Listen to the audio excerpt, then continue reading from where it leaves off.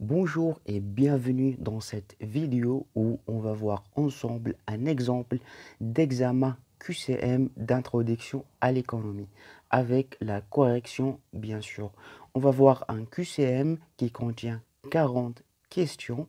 Donc je vais vous donner la réponse de chaque question et en même temps je vais vous expliquer la réponse en détail comme ça pour que vous arrivez à bien comprendre. Donc, on va le faire en 5 vidéos pour qu'il soit plus facile pour vous et vous comprenez bien en détail comment on a fait pour trouver la bonne réponse. D'accord? On va commencer avec la première question. Donc, la première question dit: la science économique étudie comment les ressources rares peuvent être utilisées pour produire des biens, puis comment ces biens sont répartis et consommés pour satisfaire les besoins des hommes. Est-ce que c'est vrai ou bien c'est faux? Donc la réponse juste, c'est vrai. Donc c'est vrai que la science économique est une science qui étudie comment les ressources rares sont employées pour satisfaire les besoins des hommes. D'accord? Donc deuxième question, qu'est-ce qu'un besoin primaire? Un produit agricole, un service, un sentiment de privation nécessaire à la survie ou bien une épargne?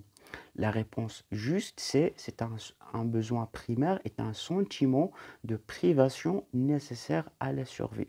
Si vous vous rappelez bien le pyramide de Maslow, donc il est composé de 5 types de besoins. Les besoins primaires, les besoins de sécurité, les besoins d'estime, les besoins d'appartenance à un groupe et les besoins d'accomplissement. Et au plus bas du pyramide, on trouve les besoins primaires. Ça veut dire les besoins primaires, c'est les besoins très basiques primaires. Ça veut dire dormir, manger, boire, c'est des besoins très basiques. C'est ça un besoin primaire. D'accord? Donc, on va passer à la troisième question. Donc, la troisième question dit: l'étude des choix individuels des ménages ou les entreprises relève de la pensée libérale, la macroéconomie, la pensée keynésienne, la microéconomie ou bien la théorie de l'équilibre. La réponse juste, c'est la microéconomie. Parce que la microéconomie, il étudie les comportements et les choix des individus, soit les ménages, donc les ménages, il étudie à travers des équations le comportement de consommation, l'utilité, etc. Et pour les entreprises, donc la microéconomie étudie la production. Il y a des fonctions, il y a des équations en ce qui concerne la production. Donc la réponse juste, c'est la microéconomie. On va passer à la quatrième question. Donc, laquelle ou lesquelles de ces propositions ne sont pas un secteur institutionnel? Les ménages, le reste du monde, la CNCF, les agrégats. La réponse, c'est la CNCF, les agrégats. La question, ça veut dire, parmi ces 4 réponses, quelle est la réponse qui n'est pas juste? Donc voilà, un secteur institutionnel, ça veut dire, c'est comme on dit, un agent économique.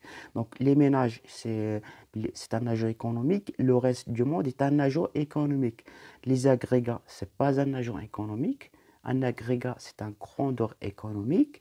La CNCF, ce n'est pas un secteur institutionnel. Pour la cinquième question, il dit: trouver l'expression manquant dans la phrase. Le circuit économique est, entre parenthèses, de la vie économique qui fait apparaître les principales relations entre les agents. Les choix qu'il y en a, il y a une représentation simplifiée, un mouvement de valeur, un équilibre, un agrégat. La réponse juste, c'est une représentation simplifiée. Comme vous savez, un circuit économique est une représentation simplifiée qui simplifie toutes les opérations qui se réalisent entre les agents économiques. D'accord? Donc, la sixième question dit: les théories du courant libéral et du courant marxiste s'opposent sur les logos des entreprises, les biens économiques, l'organisation générale du système économique ou bien l'impôt sur le revenu. La réponse juste, c'est l'organisation générale du système économique.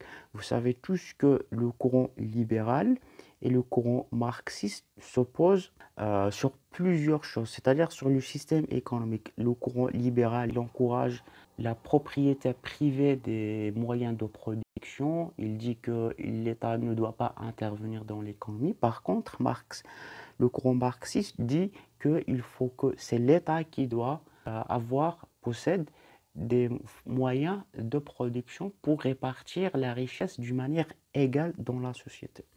Septième question dit, Marx est connu pour être l'auteur de la théorie des avantages comparatifs au commerce international, avoir affirmé que le capital résulte d'un rapport social d'exploitation, avoir affirmé que les crises de surproduction sont le résultat du capitalisme. La réponse juste est B et C. La réponse A, c'est pas juste parce que l'auteur de la théorie des avantages comparatifs, c'est David Ricardo. D'accord? Bien sûr que Marx a prouvé que le système classique est une exploitation de la classe des pauvres. La huitième question dit trouver l'expression manquant dans la phrase.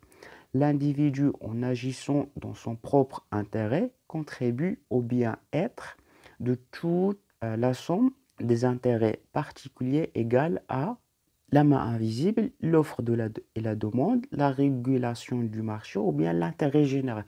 La réponse, c'est l'intérêt général. Donc, vous savez tous que dans le courant libéral, ils disent, Adam Smith a dit que si chaque individu se concentre sur son intérêt général, en fin de compte, si chaque individu s'occupe sur son intérêt général, en fin de compte, il y aura un intérêt général. C'est ça le concept de la main invisible. Et voilà donc, on se retrouve dans la prochaine vidéo pour répondre aux questions qui restent.